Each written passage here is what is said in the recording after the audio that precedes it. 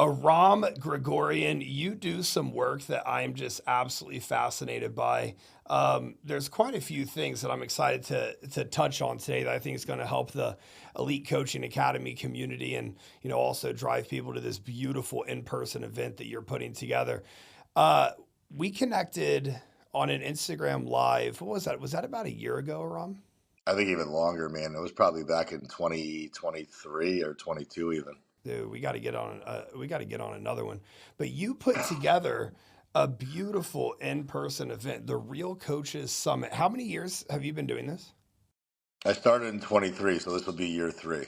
Incredible. So we were on the phone earlier this week figuring out how I can kind of support, potentially even be there. We're going to see on that, but I want you to give the listeners what can they expect at this event when they purchase tickets and show up to Vegas. I think before we discuss what the expectations can be, what I want to do is I want to set the stage to make people understand why the event even exists. Because there's a lot of events in this space, and not all of them are created equal, right? Like just like with macro coaches or fitness coaches, like everybody does things differently. And different doesn't always mean better or worse. It's just different. I saw a void in the space. Like I've been going to events since 2017, 2018, and I truly attribute most of my success to who I met there and what I learned on stage. Because as I advanced my career, it wasn't so much about the people on stage, it was about the people in the seats that I wanted to interact with and kind of see where their business model was and sharing ideas with them and understanding where they source their education from. And it was just a collaborative effort to learn from the best in my industry.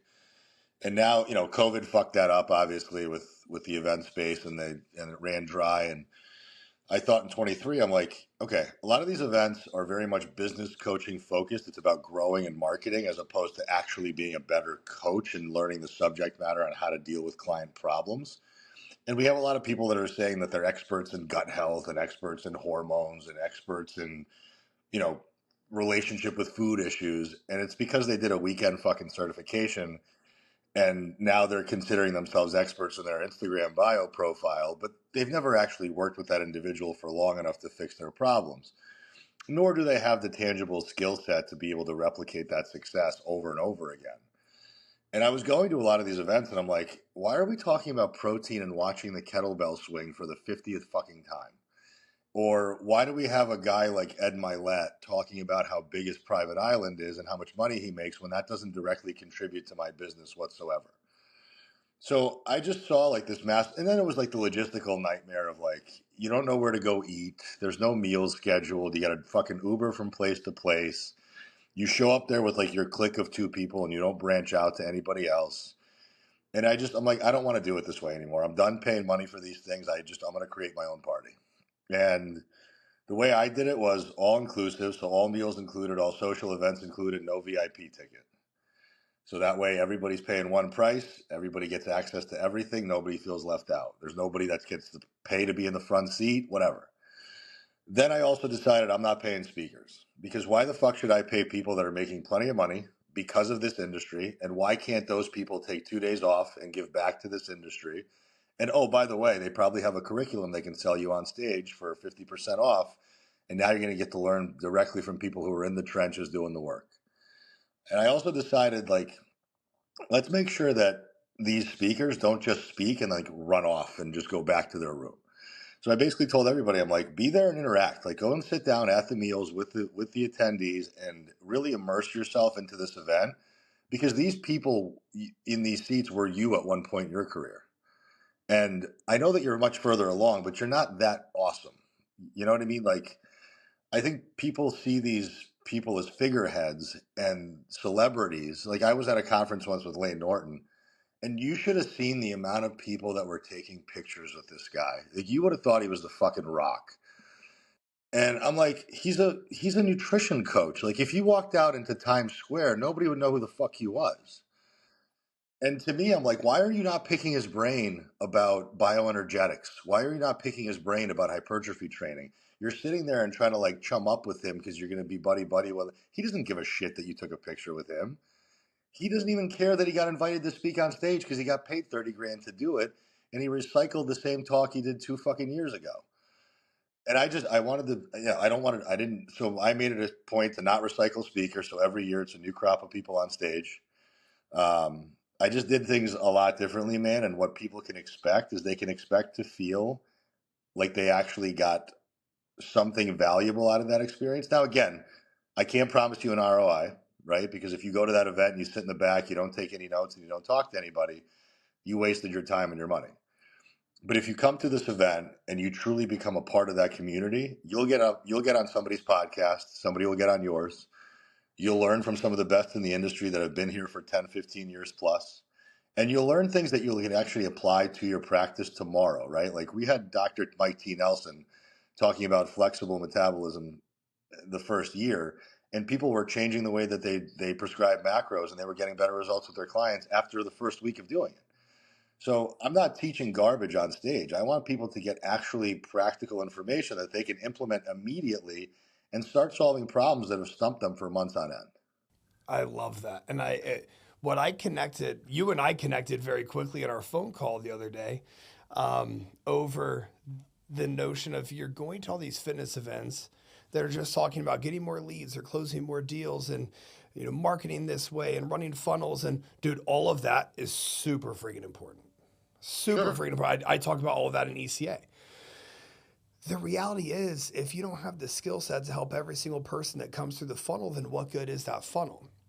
And then the challenge becomes people invest into, I think you'll agree with me on this. Having a personal brand is one of the strongest. I mean, that is guaranteed lead generation for as long as you want lead gen. People buy people that they like, but then the issue becomes they buy somebody that they like because they're social media marketing, but that person can't fulfill on the back end. And now all of us look like we're all lumped in together as this like these bad online fitness coaches. But like you have bad and you have good in every single industry. And in my opinion, this is how ECA is set up, and this is how your coaches summit is set up.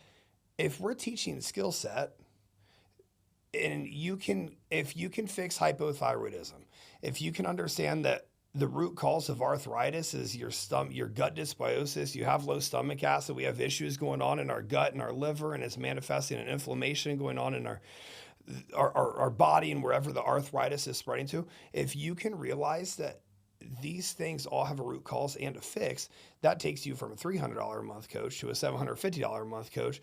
And now you don't need more leads. You don't need more sales. You don't need more whatever. It sells itself. And I love what you're doing. I love the skill set acquisition. I think that it's phenomenal. One more thing I'm going to add. Anyone who listens to this, who goes to the event, I believe I'm going to be able to make it. I'm about 80% sure I'm going to be able to make it. If you go to the event and you come out and you introduce yourself to me, you invite me on your podcast, and you tell me that you'll come down to Austin to get on my podcast, then we'll make it happen. So that is your offer to whoever. Now, let me ask you,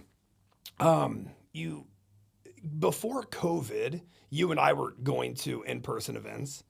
And I mean, dude, I remember the LA Fit Expo. I remember them being huge, like gigantic. They're not quite the same anymore. They're just not quite the same. What do you think that all it was COVID? What do you attribute this lack of people going to these in-person? What do you attribute this to? It's too easy to sit in your house now, right? It's too easy to hide behind your computer and buy that $500 GI map course from that coach and think that you're going to learn at your own pace. But we all know what happens. You buy the course, it sits in your email box, you don't access it for 6 months, and you just keep doing it. And there's no action being taken. So, all right, fine. If that isn't motivating enough for you to spend that money, then show up and learn about leaky gut and gut dysbiosis from the professional who's going to teach you that thing anyway. And then once you're actually reinvigorated to want to learn, then you can buy the course directly from them on stage because you've already gotten a taste of their medicine a little bit. And the other part is like a lot of these things, because of that red velvet rope of like, well, in order for me to get meals and drinks and access to speakers, I have to pay a premium. Well, that prices a lot of people out of the experience. And it also makes them feel like shit because it's like, well, why do I have to pay for, like, why do I have to stand in line at the club?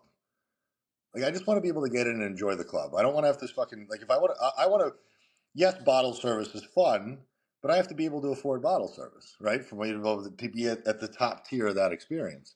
So I wanted to take that aspect out of it and be like, no, like, these are real coaches. These aren't celebrities that aren't doing the work anymore. Because a lot of times the figureheads don't even work with people. They're just sitting back. Their staff does all the work. They have a team of people that are selling. They have a team of people that are fulfilling, and they're so far removed from the business that they're just giving you theory. They're not even giving you practical application anymore. So I wanted to take that aspect out of it. And then there's also just the fun aspect. Like, Vegas is just a fun town. You know what I mean? Like, you go to Dallas and it's fucking 30 minutes to get from place to place. Like, your best night out in Dallas is Top Golf. Oh Like, go God, ahead I and play don't have golf many in memorable Dallas. nights in Dallas. That's for sure. No, like, Austin's actually a fun town. I'll go fucking hit it Austin's up on fun my as race hell. tickets Shit. all day long. You know what I mean? Like, I got no problem going out in Austin. I love Austin. But Austin's not an easy place to fly into from all over the country. But Vegas, there's direct flights from almost every big city in America. Hotel rooms are dirt cheap. You're staying at Caesar's Palace for under $200 a night. So you're getting this premium experience and you're feeling like you belong to something that's bigger than you with very limited kickback, with very limited resistance. It's just basically, can you invest the 12 or $1,300 that it's going to cost for you to fly there, stay there, and buy the ticket? But once you're there, everything is taken care of. You're being catered to, and it's like Vegas is top notch. The way that anybody does Vegas is it's always going to be slightly over the top. So I mean, at these meals, it's not like bagels and muffins and pastries. Like, we're doing an egg white buffet with chicken sausage, and we're doing steak salads for lunch, and we're doing poke bowls for dinner. Like, we're not fucking around. And we go out on Monday and Tuesday night after the event's over. Like, we're going out in Vegas. Like, we're going to go and enjoy and see what you're made of and get you out of your comfort zone a little bit and stretch you a little bit to go have some fun because maybe you're a full-time parent and a coach. You know, maybe you're leaving your kids for a few days. Maybe you've never been to Vegas because you live in bumfuck Idaho and you've never left. So it's an experience that people, I think, once they see it and they feel it, they're like, wow, this is what it's supposed to be like. Yeah. Man, you just sold me right there. Going out in Vegas, let's run it. I'm in. I'm in. I'm in. Hey, we'll talk off air for this. I have a lot of connects out there in Vegas that we can do some awesome things with. Restaurant connects, industry scene connects. Um, you still work with a lot of clients. I've recently cut my client roster down to about 13 people due to ECA's success. Um, what would you say if there's one problem people need to understand how to fix right now based on the clients coming to you? What's the biggest number one take home that you better learn this skill? Because you're seeing this really grow. You're seeing this spread. You're seeing whatever the case may be. You're really seeing it be prominent in today's landscape. What would you say that'd be? So I don't get a lot of hard cases, right? Like, it's not like you've solidified yourself as somebody who's very good at the functional health side of stuff. I'm not going to look at any of the functional health shit until I know my clients have the basics nailed down, right? Like, your gut problems are gut problems because you probably don't really even eat whole foods, right? We got to figure out macros, micros. We got to figure out energy balance. We got to figure out a decent training plan that you can actually stick to. And I think a lot of coaches just don't have the confidence in deploying the basics, right? They learn how to, they're essentially like glorified macro calculators and rep counters. That's essentially what this industry has become, as opposed to, like, I can go and Google Harris Benedict too, Susan. I don't need to pay you $300 a month for that. And I can go rip a fucking program off bodybuilding.com for free tomorrow that would be just as good as anything you would write me. But here's the thing. Do you have the knowledge base to give me feedback on what I'm doing? Do you know how to make adjustments when I stall out? Do you understand that if I'm 40% body fat as a female, I probably have a lot of insulin resistance. I can't handle the amount of carbs that somebody else my size could if they're leaner. So are you feeding the person properly based on their body composition? And a lot of coaches don't even know the basics of energy systems. They don't know how to deploy cardio programs properly. They don't understand how to program hybrid training if their clients want to be hybrid athletes. They don't know how to deal with their emotional eating issues because they've heard about it, but they've never actually seen somebody who actually chews and spits out their food and then lies to you about it on the food log. You know You what I know what I mean? Like mean? we're Like we're talking talking about about issues that people are dealing. I've had women who have debilitating body image issues, and luckily because I've had experience working with those types of people, I can speak that language. I'm not a therapist by any stretch of the imagination, but I have enough gusto to know how to have that conversation. And then when I realize that that person is probably too far gone, I'll then refer out because that's something that I'm not confident in. I don't know the depths of hormones, but I know that if a woman's in her 40s, she's probably starting to lose progesterone and she's probably not going to sleep as well, which is going to affect all of her decision making the next day. So even just understanding the verbiage enough to be able to arm yourself with an ability to get back to the individual about their problems and make them feel heard and seen, as opposed to just being like, you didn't follow your macro plan. You didn't train in the rep and set scheme that I assigned, so that's why you're not getting results. Like it's just deeper than that, and that's what we have to start to teach these skill sets. Gaslighting, a lot of gaslighting in fitness. I mean, I when I didn't know better, I realized when I was 25, 26, 27, I didn't mean to, but I guess I was kind of gaslighting, people when I look back. A lot of that comes from a sense of insecurity in terms of your own skill set. I have a decently unpopular, it might just be my clientele. I think that most people follow the plan pretty well. Meaning, I think most people probably hit 85, 90%. And to be honest with you, unless you're in a bodybuilding prep, like you don't really have to be much more than that. You disagree with that? Well, I might be coming from a place of luxury. I might be. if I was getting 90% compliance from a majority of my clients, I would be a very less stressed out coach. I'm Touche. seeing I'll be very transparent with your audience. I have 105 people that I work with right now. Wow. Hey, you're an animal. Props to you, dude. Props to you. I have a very easy system. Like I've indoctrinated people into my system. I do biweekly check-ins. I mean, I'll share everything with everybody. I'm $298 a month for the first 3 months, and then I drop my price down to $195 after that, and they can stay there as long as they want. I'm doing full nutrition, all programming, form check reviews, weekly Zoom call whenever they want, full access to me via text. And You're I an also have animal. I have a finance background though. I used to reconcile 1,500 bank accounts every single day Wow. for 7 years when I was out of college. So I have a little bit more of that professional experience that a lot of coaches just don't have. So I've been in the trenches. So like dealing with 100 clients is easy. Like my hardest week was this week is my bi-weekly check-in week. I'm slammed Monday, Tuesday, and then by Wednesday I'm chilling. And I'm chilling from this Wednesday until next Friday. So I can do whatever I want. Real fast. That's the cheat code. Not to cut you off, that's the cheat code. I just chatted with a mentee about this. She's an 86 athlete. She's so overwhelmed. She works Monday through Friday on check-in. You have 2 check-in days.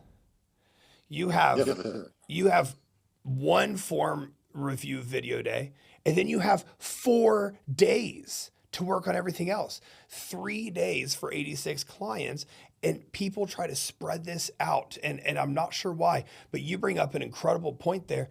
Dude, consolidate. You need to go nuts for a couple days, but then you get to live freely for the rest of the week. I didn't mean to cut you off. I had to make No. that point. That was beautiful. It's just, I mean, it takes obviously time management skills. It takes the understanding of how to communicate. I set very, very clear standards. Like I have clients sign 2 different contracts when they sign up. One is an expectation of their deliverables to me, meaning I don't owe you shit until you give me what I need. So if you don't deliver the bare minimum to me after the 3rd check-in, I can determine whether you're even going to be a client of mine anymore. And if I determine that you're not following my plan, you're out. So you have to communicate with me openly and honestly and consistently. If I don't hear from you, I'm not chasing you. I need you to track your food on a scale accurately and completely unless I tell you not to.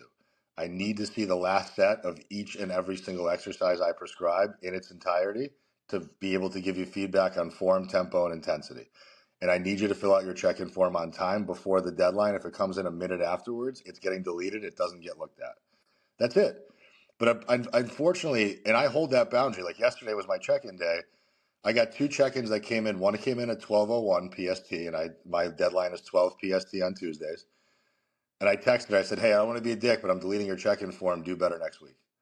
I'm going to take a look at your food log just as a courtesy to you. I'm going to tell you what adjustments I think I need you to make. But if you want to be a part of this process and succeed, you have to be able to follow my boundaries. I sent you an email on Saturday. I sent you an email on Monday. That's plenty of time to get your shit done. If this doesn't matter to you, you can have your money back and I'll open up the spot for somebody else. She's like, I'm sorry, won't happen again.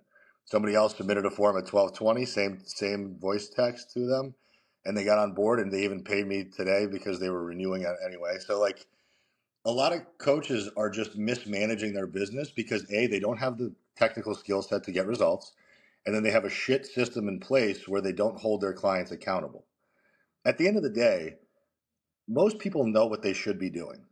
And we're just that ugly little reminder in the back of their neck that's sprinkling a little bit of information and fairy dust on them to make sure that they just do the shit most of the time. And I set very clear standards. Like if you're somebody who's in a fat loss phase, I need 20 to 25 days of compliance every month. If you don't hit your targets between 90 to 110%, don't expect results. That's it. If you can't give me 20 to 25 days of that, you're not seeing shit. Now, if you're 350 pounds, you never moved off the couch, give me 12 days of compliance a month and you'll probably get results. And that's the other thing is meeting people where they're at. Just because coaches don't understand human physiology or psychology well enough, they think that the initial baseline level education that they got from NASM or PN1 is going to be able to serve the 48-year-old menopausal woman that they're working with. It's not going to work for that person. That person isn't going to align with the DEXA scan numbers, and they're not going to be able to determine, oh, well, but the TDE calculator says that she's burning 3,500. No, the fuck she's not. She's a vegetable. She takes 3,000 steps a day. She's 35% body fat with no visible muscle mass whatsoever. She can't eat 250 grams of carbs. I don't care what the menopause experts told her. She may not be able to go 120 grams of carbs a day because she's fucking fat and she doesn't move and she's got no active tissue on her body. So even just stuff like that, I see people just getting worse and worse at the technical side of stuff, and they just keep selling more and more of it, and it's just sad to watch. I think fitness coaches who don't enforce boundaries with their clients is somebody who's living in scarcity. A fitness coach who won't kick somebody off the team because they keep pushing the boundary, they're living in scarcity. The scarce mindset in online fitness coaching is something that's quite bizarre for me to see because, I mean, this industry kind of has uncapped potential. There's not, I mean, this could be, $100 billion industry, maybe even more. I mean, fitness as a whole is $1 trillion industry. Again, it's uncapped. There are so many people who need help, who want help. And living in this scarce mindset of, well, I need this person's $300 payment, so I'm not going to kick them off the team. That keeps you right where you are as a coach, but also, in my opinion, that keeps your business right where it's at. If you will not have the courage to remove someone from your roster, then you don't deserve better than what you have here right now in front of you. But being able to remove that money, kick it off, get it out of here, that's living in abundance. The day after the national championships this year, there was 2 clients who I didn't want welcome on the team anymore, and I removed them from the team. And then seeing what happened that following week, I removed these 2 people from the team. We had 6 ECA signups that week. That was the week right before Christmas. And it's like, I mean, that's the most signups that we've had for ECA, and it still to this point in a week.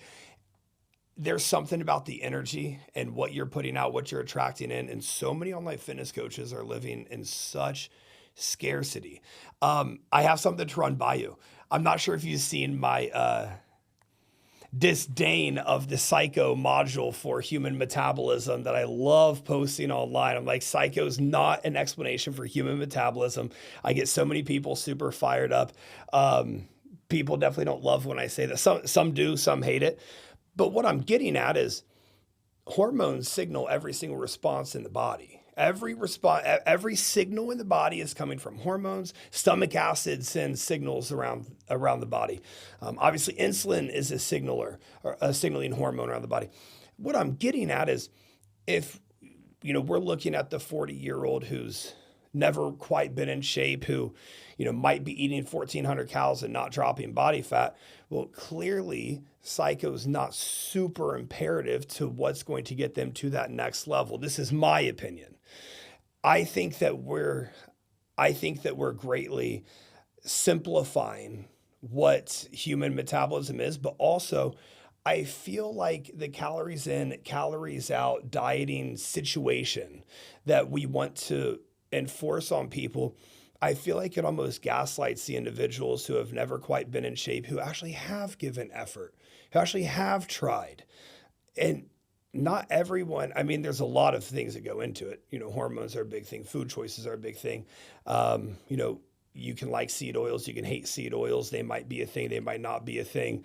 You know, that's a whole other conversation to have. What do you think about psycho and the human metabolism? Do you agree with me or do you disagree with me? Do you think do you think it holds its weight? So everything I really practice now came from this book, Okay. Herman Ponzer. Herman Ponzer. So Eric Trexler, which I'm sure you know, works in Ponzer's metabolism lab. I think they're Trexler? I'm not familiar. Eric Trexler is he's a metabolism researcher as well, but they work together in a lab, and I think they're at Duke University now. But Ponzer's from yeah, he's at Duke now, but he's a professor of anthropology. But he did a lot of studying of tribal communities in Africa, and that's basically where they got a lot of their TDE research from. So, as much as I agree that there's a lot of things that contribute towards metabolic function, to me, the simplicity of calories in, calories out is the starting point that everybody needs to at least figure out for some period of time. Like, don't tell me it's not working if you haven't put food on a scale for at least a month. Like, you need to understand. Like, listen, I'm having a coffee right now, right? I put 40 grams of creamer into this coffee. With my 40 grams of creamer plus the cold foam I put on top, that's 90 to 100 calories just here in this little thing. Now, I have a 3,500 calorie a day budget. Most human beings on earth do not have that budget because they don't have the active tissue that I have. They're not on the drugs that I'm on. They're not my age. They're not my activity level. But I account for this because I don't want to leave anything on the table. And I track food for 10 years because I like the information and I'm a data nerd. And I shit, if I have fucking Panda Express, I'll log that too. I don't give a fuck. I want to know what it is. So if I have a 250 gram of fat day, I want to know about it. But most people aren't quantifying these things. So I'm not that I disagree with you about hormones and everything else, but I'm not going to look at hormones first. I don't have the resources for it, right? People aren't paying me enough money to do that. For like, I know plenty of coaches who are on the functional medicine side who they won't even sign somebody up unless they do labs, unless they do a GI map. I think that's brilliant. If I had the resources and the chops to do that, I would do the same shit because now I know exactly what the problems are. I know your progesterone is shot. I know your estrogen is in the basement. I know you don't have an ounce of testosterone left in your body. And I know that you have two different parasites that are swimming around your stomach. Cool. Now I know exactly what to fix before I even throw macros at you. But even if I didn't have that information, you can't tell me that you've done everything right when you have 4 to 5 meals out per week and you drink multiple times per week. It's over for you at that point. Like, you don't have the metabolic function to eat 2,500 calories a day. I'm sorry. Not at 35% body fat. And then you're going to give me the argument that, well, that girl eats 2,900 calories and she's lighter than I am. She's predominantly muscle. She's 28 years old. She doesn't sit. She fucking moves and sleeps better than you ever will. So you can't compare yourself to that person. I see what you're saying. I like what you're saying. I can get on board with this. So, like, Psycho is a great place to start. This is a great starting measure. If you haven't abode by Psycho, then you probably can't actually say that it hasn't worked. And also with that, you know, food choices matter. Alcohol. Jesus, that just destroys our body's ability to thrive. So this is kind of like we kind of have an equal weight. And I like how you put that. I've sort of gone on like the radical side. I think because people's mean comments have made me go over there. Of so here's my challenge. I think you already accounted for this, but like a woman who's estrogen dominant, who's got a little bit too much body fat, weight loss resistance, calories in, calories out is going to be challenging for her. But like you alluded to, she's probably having 4 meals out per week. She's probably having, 4 or 5 drinks on the weekend. And that's all, contributing to this weight loss resistance. And, it's not like we have to have like a one surefire end all be all answer. But I think you're opening my mind to like, well, we can't have both these. Like psycho can be the not end all be all. And also these people probably haven't actually given it a real test. Is that kind of where you align? I mean, you think you're extreme. You know what example I use often when I describe the metabolism and why weight loss resistance is bullshit to me? The Holocaust. Yeah. I mean, I think I've seen you talk about this before. people fucking hate me for it. I'm half a Jew, so I think I'm okay with it. But, Are you? My girlfriend's Jewish as well. well, That gives actually, you a pass. by Jewish religion, I'm 100% Jewish because my mother's Jewish, and my grandmother was a fucking Holocaust survivor. But like, Okay. all of that aside, we had the biggest experiment of metabolic function from 1935 to 1945 when Jews were imprisoned, underfed, overworked, overstressed. So you don't think their cortisol was fucked? You don't think their hormones were fucked? And guess what? Every single one of those people came out of those camps like skeletons. Now, is that a practical approach to fat loss in modern times? No. Do I want to just keep burying somebody's calories until they finally lose weight? Absolutely not. But the problem is we know to almost 100% certainty that people underreport how much they eat and they overreport how much they think they burn. So if we can't figure that small part of the equation out first, I don't want to sit there and blame estrogen dominance because you very well may be. You probably are. Let's be honest. You probably are. You're deficient in other micronutrients, whatever else. But we also know that that doesn't actually prohibit you from fat loss if we found a low enough number to push you there. I mean, dude, how many competitors have you prepped to be on stage? Oh boy, there's a lot of girls I've taken under 1,000 cows. That's Unfortunately. what I'm saying. And there's this narrative of like, well, we can't go below BMR. Yeah, the fuck you have to sometimes. Unfortunately, that's just like I can't give you more food than your body will handle. Like I would love to. I would love to feed all my women as much as they want to eat. But that's just not life. That's not reality. They spent most of their lives eating erratically, never training to build muscle, never sleeping well, never managing stress. So you don't get to wake up at 45 and say, I get to go to brunch 3 times a week now. Sorry, it sucks, but it is what it is. Now, is there a practical approach to fat loss? Yeah, we're going to have to take a couple of years to rebuild consistent foundational habits. And once those are in place, maybe by month 3 or 4, we're looking at labs and maybe we're looking at stomach stuff because we want to optimize that individual and give them the best possible chance to succeed. But I'm not going to have you go and spend $1,500 before you haven't even fucking figured out how many times you should be eating out per week. Mm-hmm. I'm not a big fan of GI maps. I know you brought those up earlier. A lot of functional health coaches, definitely want to have GI maps before they start with somebody. I kind of What do think you prefer? well, so here's my method, and this is I actually just recorded modules for ECA on this. The reality is, most people who come to Together More they've been through the ringer with westernized medicine. There's a lot of money that's already gone out. Together More, the prices have gone down quite a bit since I've sort of stepped away. They've gone down about half. So I guess we're pretty affordable now. But I mean, working with me when I was still taking clients, it was going to be $7,500 for 6 months. So like we get this investment in and it's like, where can we save some cash? I think a GI map is fine, well and good, but let's look at SIBO, for example.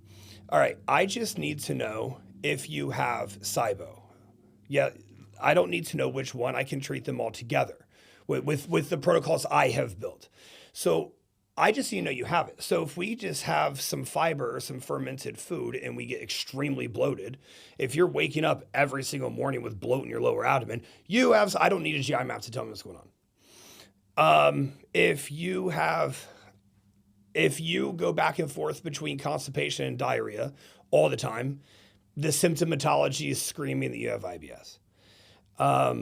So we know that these things are happening just based off of symptomatology. So let's go ahead and start treating it. Now, if we're 10 weeks in and things are not getting better, then we're going to look into doing GI maps. I'm going to be honest with you. I think over the last year, I've looked at 3 GI maps for all of TM. And, we've had 800 clients come through. Wow. Like, we have a very comprehensive approach to handling gut health issues. I would gladly share it with you as well. If you wanted to see it, it's called a gut health blitz that kind of accounts for everything: GERD, IBS, gastritis, SIBO. We kind of put it all in one protocol.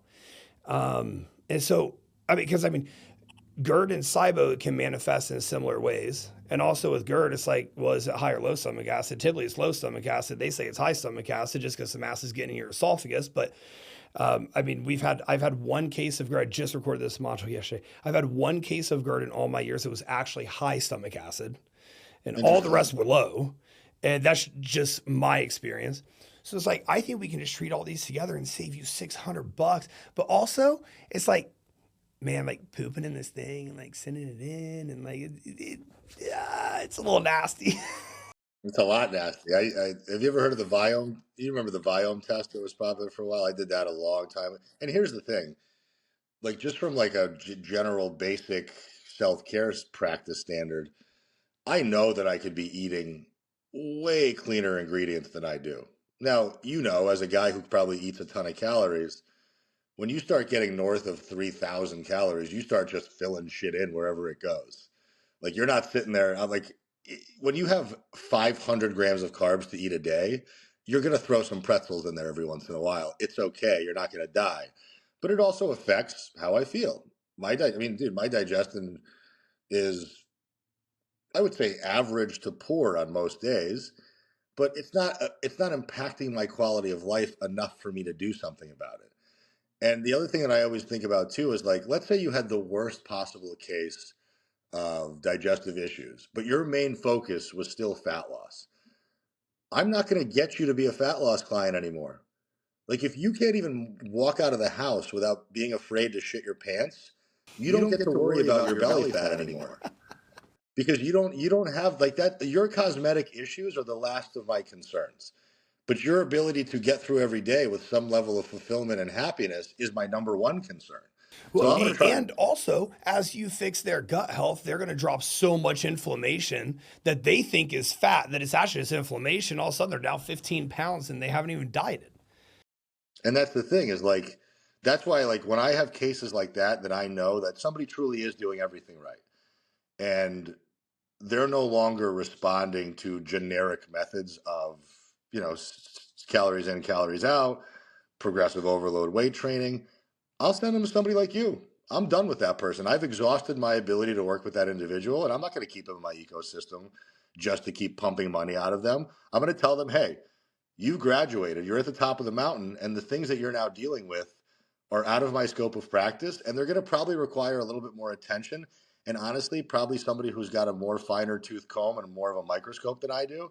And I'm going to warn you, it's going to cost you more than I charged you. But if that's the next step for you, and that truly optimizes your health and well-being, it's worth every penny. And I trust these people I'm sending you to, and I think you're going to be in good hands. But again, scarcity mindset. A lot of coaches aren't going to do that. They're going to keep that person in their ecosystem, keep blasting them with bullshit protocols that don't work for them anymore because they're afraid of losing that client. For me, I'm like, and I guess that's also a luxury, like you said, right? I'm lucky enough to have 105 people. My life wouldn't change if I lost 50. I mean, it would change marginally, but it's not going to destroy me. So for me, as long as there's enough interest coming in, I can treat people better with more care and more attention because I don't have to worry about the stress of selling people anymore. And I think a lot of coaches right now are worried about putting out perfectly created content, or they're trying to sound smart to other coaches, which doesn't fucking matter. Like, I don't give a shit if somebody comes onto my post and starts to refute what I say. Cool, great. You're not my client. Fuck off. I don't give a shit what you have to say. As long as Mrs. Jones is getting practical information that helps her every day, that's what I'm showing up for. So as a message to any coach out there who has imposter syndrome and you don't think you're good enough, I promise you what you know is more than what the general public knows about health and nutrition. And that's enough to make money. Absolutely, it is. Man, you bring up some pretty. I chat in ECA so much about the perfection paralysis. They think that they need to be in a podcast studio with this super freaking bright light in my face and these nice cameras and like this perfect microphone and all of this. And like, you don't have to do that. Look at you are a perfect example of the content you post. Actually, I stole my black screen text text on screen. I'm not sure if you can see this on there. Like these type of posts that I do, I literally saw your post. It's just a white background with black text. And I was like, dude, you know what? I'm really overthinking this. Like, this is working really well. And I literally stole that from you. So thanks. I made it black background, white text though. Like this is so much simpler than I think people want to make it to be, but something that you do that I love or you've done. I'm not sure if you still do it. You do IG lives with respected professionals in the industry quite often. And I mean, that brings you a lot of traffic to your page for sure. It definitely establishes you as somebody highly credible. I added that into my ECA Mentee SOP that I want them to be doing the Instagram lives with people who might be a little bit better than they are.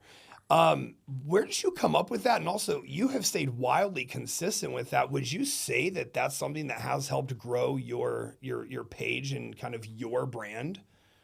Yeah, we have to share audiences. Like again, scarcity mindset has to go away. Like McDonald's doesn't give a fuck that Dunkin' Donuts or that Burger King opened up across the street. They're still going to sell burgers at whatever rate they sell burgers at. They're not worried about one another.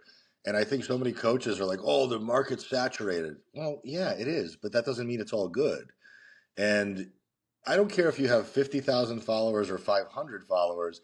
If you had 500 people standing on your front lawn waiting to listen to what you had to say, That's so many all people. all you have to do is resonate with 10 of them, charge $500 a month, and there's a 5 grand month, right? Like we don't have, like the math doesn't need to be crazy. Like people think they need to have these 100,000 follower accounts and they got to do all this bullshit and sell affiliate codes and all this other stuff. There's a woman right now that I know. She's very good. She owns a brick and mortar gym up in British Columbia. She has an online coaching business. She just cracked $1 million in revenue this year in 2024 with 1,000 followers. And you know how she sells fucking online coaching? Through Google. You know that little strip on the side of Google when you pull up a business? I do. She Yeah. created a Yeah. she created a business profile on Google. She gets 3 to 5 leads a month that she closes at 90%. And most of them are local from British Columbia, and she just used a different tack. Because here's the thing: we don't own Instagram, we don't own Facebook. Fucking Zuckerberg can get popped for pedophilia Tomorrow is gone. and we're all fucked. Like, dude, there's been times where like, Brad Jensen's account got taken down. He had to pay fucking 10 grand to get it back. Andrew Coates had his account taken down, 6 grand to get it back. We're just one shitty message away from getting our accounts pulled down, and what happens? You're fucked. So unless you're doing like the thing I love to do is I'll go to local Orange Theories all over San Diego and I'll do free seminars. And I'll talk on the basics of nutrition in front of 30 or 40 people, and then I'll sit in the hallway for an hour afterwards and I'll answer questions.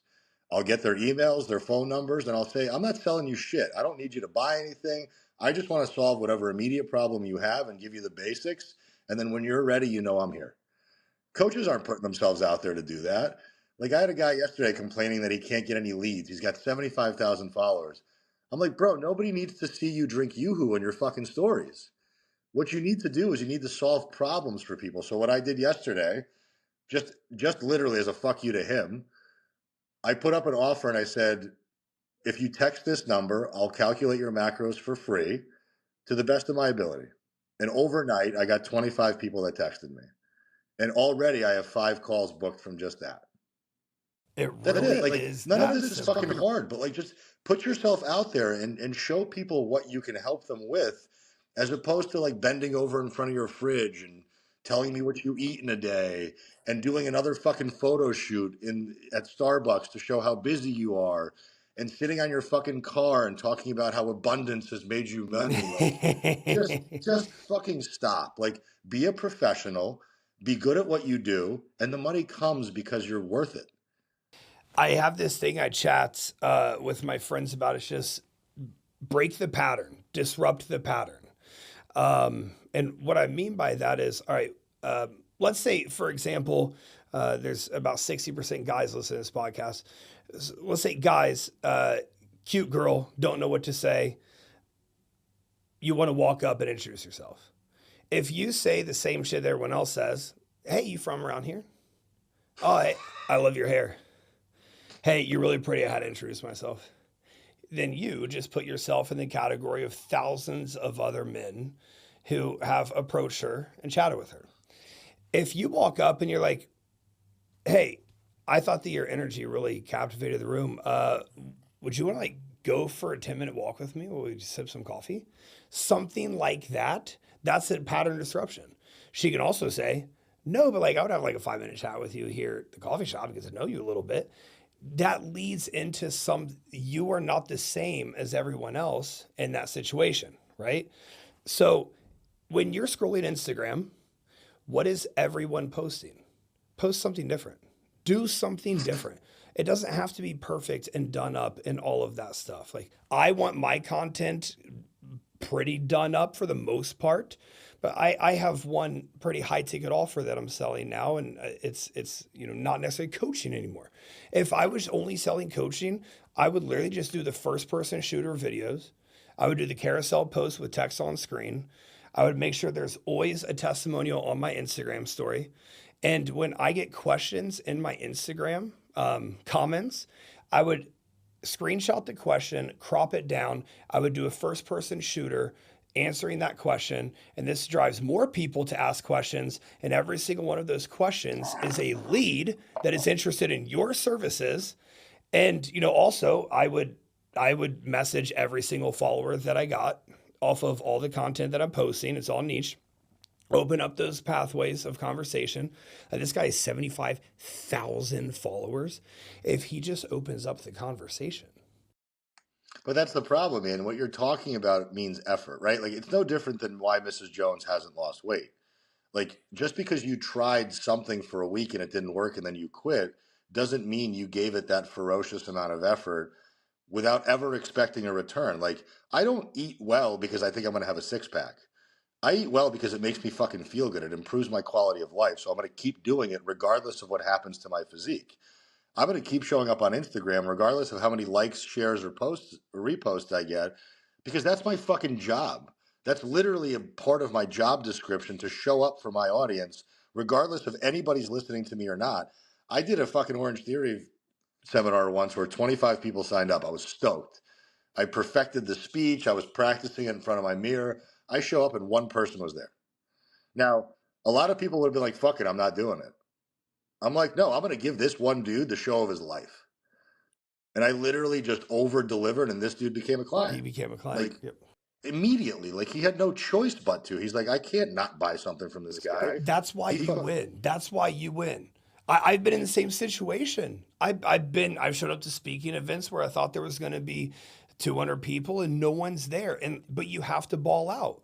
Like that's why you win. Most other people won't put themselves in that situation. They won't do it.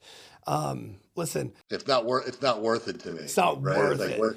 Like it's not because here's the thing. There's a difference between doing something from a place of love versus for love, right? Like if I'm expecting you to love me because of what I did, I'm doing it for the wrong reasons. I want to do it from a place of I love myself enough to still show up. Like I saw a video the other day of a guy that's working at a movie theater and he's in the back and he's selling popcorn, right? And he's doing all sorts of shit. He's twirling the popcorn bag on his finger, he's flipping it, he's putting butter on one layer, putting more popcorn in, flipping it again, and he's putting a show on. This dude makes what, $12 an hour, maybe if he's lucky, but he's treating it like it's a career. And the problem with most coaches is like, well, I deserve more money. No, the fuck you don't. If you earn it, you'll make it. If you have a reason to make more money, show up like this is the last thing you'll ever do in your life. Like, I don't care if you're a fucking barista. I don't give a shit if you work at a tire changing station. Be the best at what you do, and people will have no problem paying you for it. So this goes back, my last point I want to make here. this goes back. You said something earlier that I disagreed with. You said it's a heavily saturated market. I think for a lot of people it is. I think for you and I, it's not. I made this piece of content the other day. It's it quite literally is lonely at the top. It is not saturated at the top. People who become elite don't have competition. You can become elite in anything. There's not a whole bunch of Patrick Mahomeses, right? There's not a whole lot of us in online fitness coaching. There's not a whole lot of Elon Musk's in automobile industry. It is very lonely at the top when you become truly elite. So go all in on becoming elite. And how you become elite in online fitness coaching, you need to show up to events like the Real Coaches Summit. You need to have mentors that I think you look up to. You need to come up to us when you see us in Vegas and chat with us and pick our brains. You need to constantly put yourself into a position where your belief system can be proven wrong and you have to stand up for it. You have to over deliver to clients. You have to constantly show up on Q&As, on Instagram lives, on hard posts every single day. And that's how you become elite. And it takes time, sure. It takes a ton of time. I just, yesterday, I had ChatGPT go through my 2 years of my Google Calendar and Trello and Slack information, and it made an SOP about how I've made the money that I've made over the last 2 years. And I'm giving this SOP to ECA mentees. Here it is. Go do it. And if you do this, you will be elite. So are there a ton of coaches? Dude, there's tons of coaches.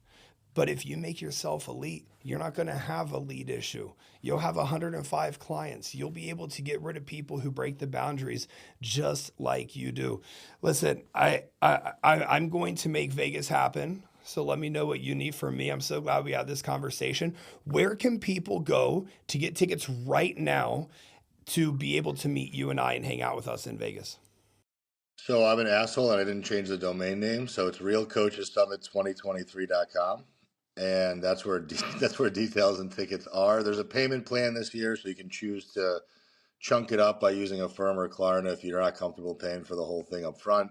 Right now, tickets are $848, but again, they include 3 meals a day plus a welcome dinner. Everything is like very ingredient and macro friendly. I picked the menu myself. I'll share it with you if you want. Actually, I got to put a picture of the menu up on the website, which gives because that is a big value add. It also includes a guest appearance on the Grow or Die podcast if they fly to Austin, Texas. Well, that's the other thing is so that was one of the things that I've told people is I went to the first coaching con back in 2019, I think it was, and I met Brad Jensen there. And Brad was already like somebody at that point, and him and I just hit it off. I'm like, oh, another big Jack tattooed guy. I'll go talk to him. And then he's like, dude, you sound cool. Would you want to do my podcast? I'm like, yeah, great. Like, send me a Zoom link. He's like, no, fuck that. You have to come out to Salt Lake City. And here I am. I make $4 or $5 grand a month. I still haven't really started coaching yet. I got no fucking money. I'm living in a 1-bedroom apartment in Stamford, Connecticut. That's $900 a month. And I'm like, fuck it. I'll max out 2 credit cards. I'll make it work. And I flew out there, and 5 years later, he still says it's one of the best performing episodes he's ever had. It put me on the map. It allowed me to share my story. It allowed me to build confidence. And I think so many coaches are just sitting behind this screen and just waiting for opportunities to just flop in front of their doorstep. And I'm like, you got to shake hands and kiss babies. Like, you have to go out there. And if you see Justin Haley on stage, don't just go fucking take a picture with him and say, nice job, bro. That was a great talk. Be like, dude, I need you to be on my podcast. I want to know who taught you the shit that you learned. And I'm going to ferociously pick your brain until I get to the answers I need to find. And I think just not enough people do that. They go and they try to clout chase and they try to dick swing, and it just doesn't work. As opposed to, like, these events can truly transform your life if you utilize them for what they are. It's not just the education on stage. It's the conversations in the hallway. It's when we're going to fucking Spearmint Rhino at 3 a.m. and you're hanging out till the very bitter end and you're talking to people in between fucking lap dances. That's where the magic happens. Let's run it. I'll be there. I'll probably make her a client. Hey, you want to join ECA? You want to join ECA? We can run it right now, dude. Dude, and that's the thing is, like, I don't really drink very often or very much, but when my event, like on Tuesday night after the event's over, I'm like, guys, whoever wants to come, I got 2 party buses going to Spearmint. Let's go let our hair down. Let's see what, like, and I'm I think in. people that have never I'm been letting to a my strip, beard down. please let it down. Yeah. I mean, dude, like, I I think the problem with a lot of times is people are just afraid of being judged. It's like, well, I'm a health and fitness professional. It's like, you can have a drink, it'll be okay. You can pop a Molly, you'll be just fine. Don't worry about what other people think about you, because that's been the reason why that's been holding you back your whole life. And if you're not authentic, your audience will know that and they will buy jack shit from you. So, moral of the So, yeah, story: come do a shot of tequila with me at Spearmint Rhino. Don't even know what that is in Vegas, April 15th. That'll be like April 15th after the event's over. that's Tuesday night, the 15th. So yeah, if things go well, my plan is there's a speakeasy at the Cosmo Hotel that's also a live band karaoke bar. So there's literally a live band, then you get up on stage and you sing with the live band, and I'm hoping to do a full shutdown of that. So That's that will be incredible. on the menu for Tuesday night. That's incredible. Well, count me in. I appreciate you taking the time, man. I think there's some fantastic stuff for people here. Thank you so much, and I'll be seeing you in Vegas in a couple months. I appreciate you, man. Thank you. Yes, sir. Bye, y'all.